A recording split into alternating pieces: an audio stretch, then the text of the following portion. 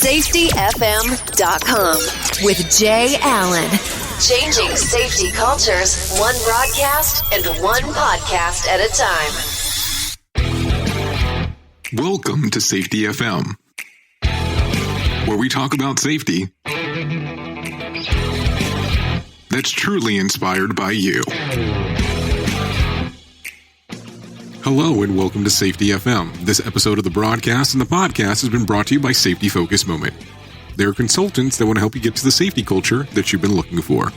For more information, go to safetyfocusmoment.com. Hello and welcome to Safety FM. This is Jay Allen.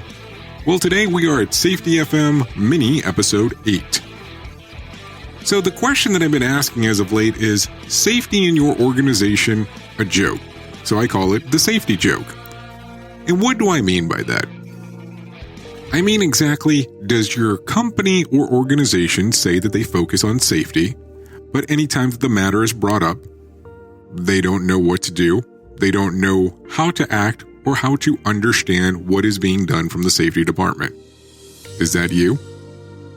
Are you the safety professional that's going through this? If that is what's occurring inside of your organization, what are you going to do to change it?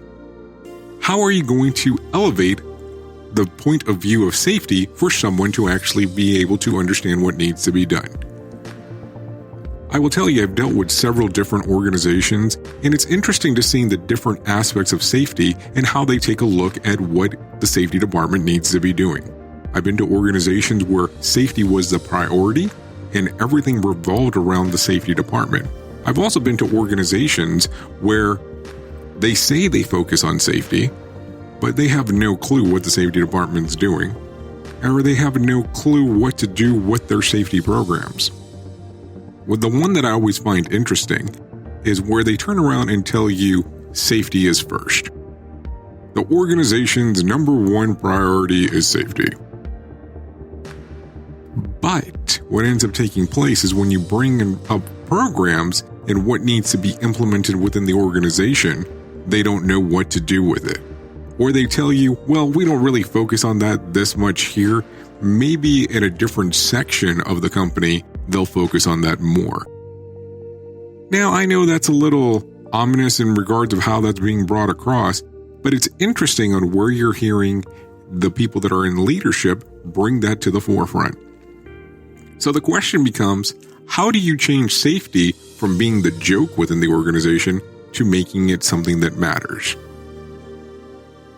Are you able to present within your organization what needs to be important for safety?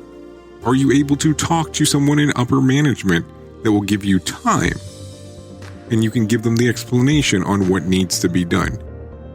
If you haven't done so, practice an elevator speech.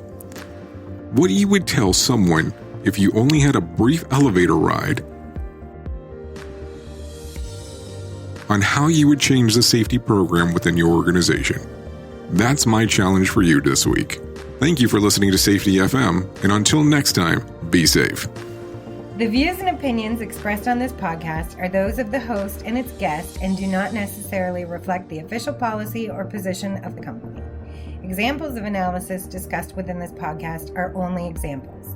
They should not be utilized in the real world as the only solution available, as they are based only on very limited and dated open source information.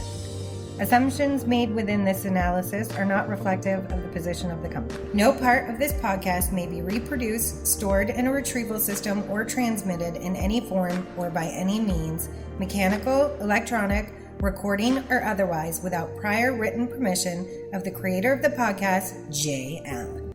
Join the fun on social media and find us on Facebook at Safety FM. Safety FM.